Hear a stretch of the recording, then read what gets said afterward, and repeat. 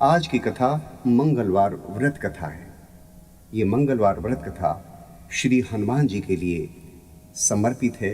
उनके चरणों में श्रद्धा और भक्ति से समर्पित भरी ये कथा है। जो इस कथा को प्रेम से करता है उसके रक्त विकार के सारे रोग नष्ट हो जाते हैं, सारे कष्टों से मुक्ति मिल जाती है और आपके घर में धन धान्य से परिपूर्ण होकर के अंततो गत्वा आप मोक्ष को प्राप्त करते हैं। हनुमान जी बड़े दयालु और बड़े ही कृपालु देवता हैं। थोड़ी सी प्रशंसा करें और उनको उनके यश के बारे में बताएं, क्योंकि माता जानकी ने इन्हें बताया था कि जो तुम्हारे शक्ति के बारे में बताएगा तुम उसकी सहायता करोगे। और जब आप हनुमान जी को याद करें, सबसे पहले उन्हें याद दिलाएं कि हे दया के निधान, आप सर्वशक्तिमान हैं, आप सबसे बलशाली हैं, आपके लिए कुछ भी असंभव नहीं। और इसी भावना से उनके चरणों में ये विनती करते हुए, ये प्रार्थना करते हुए आप अपनी श्रद्धा से मोती चूर का लड्डू उनके चरणों में अर्पित करें, घी का दीपक जलाएं और हाथ जोड़ करके ये कथा प्रारंभ करें। आइए चलते हैं कथा की तरफ। मंगलवार व्रत कथा। ऋषि नगर में केशवदत्त ब्राह्मण अपनी पत्नी अंजलि के साथ रहता था। केशवदत्त के घर में धन संपत्ति की कोई कमी नहीं थी। नगर में सभी केशवदत्त का सम्मान करते थे, लेकिन केशवदत्त संतान नहीं होने से बहुत चिंतित रहता था। दोनों पति पत्नी प्रति मंगलवार को हनुमान जी की पूजा करते थे। विधिवत मंगलवार का व्रत करते हुए कई वर्ष बीत गए। ब्राह्मण बहुत निराश हो गया, लेकिन उसने व्रत करना नहीं छोड़ा। कुछ दिनों के बाद केशवदत्त हनुमान जी की पूजा करने के लिए जंगल में चला गया। उसकी पत्नी अंजलि घर में रहकर मंगलवार का व्रत करने लगी।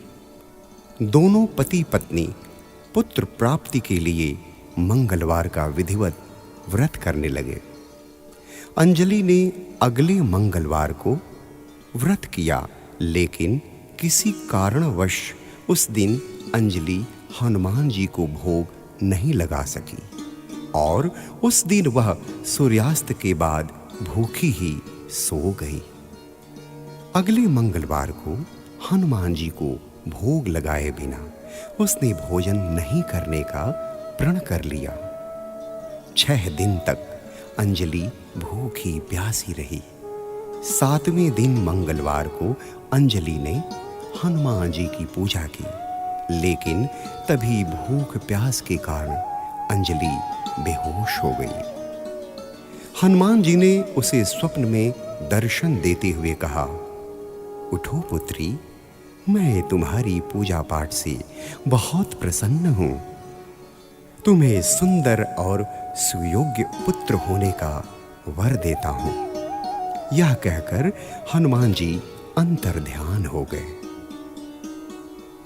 तत्काल अंजलि ने उठकर हनुमान जी को भोग लगाया और स्वयं भोजन किया। हनुमान जी की अनुकंपा से अंजलि ने एक सुंदर शिशु को जन्म दिया। मंगलवार को जन्म लेने के कारण उस बच्चे का नाम मंगल प्रसाद रखा गया। कुछ दिनों के बाद अंजलि का पति केशवदत्त भी घर लौट आया।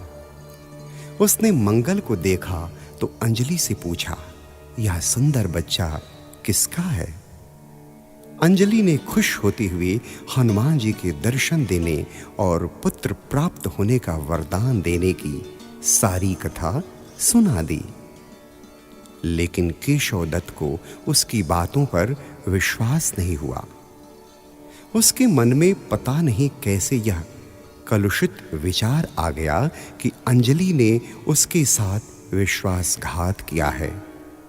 अपने पापों को छिपाने के लिए अंजलि झूठ बोल रही है। केशवदत्त ने उस बच्चे को मार डालने की योजना बनाई। एक दिन केशवदत्त स्नान करने के लिए कुएं पर गया। मंगल भी उसके साथ था। केशवदत्त ने मौका देखकर मंगल को कुएं में फेंक दिया और घर आकर बहाना बना दिया कि मंगल तो कुएं पर मेरे पास पहुंचा ही नहीं। केशवदत्त के इतने कहने के ठीक बाद मंगल दौड़ता हुआ घर लौट आया। केशवदत्त मंगल को देखकर बुरी तरह हैरान हो उठा।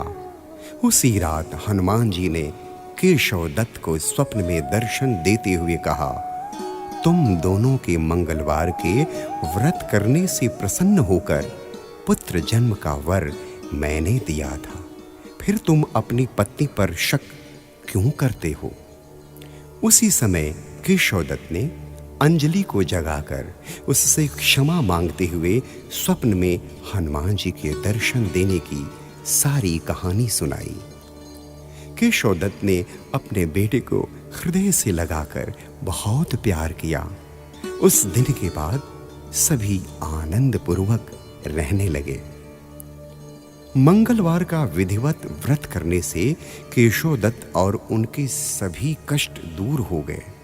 इसी तरह जो स्त्री पुरुष विधिवत मंगलवार का व्रत करके व्रत कथा सुनते हैं, हनुमान जी महाराज उनकी सभी कष्ट दूर करके घर में धन संपत्ति का भंडार भर देते हैं। शरीर के सभी रक्त विकार के रोग भी नष्ट हो जाते हैं।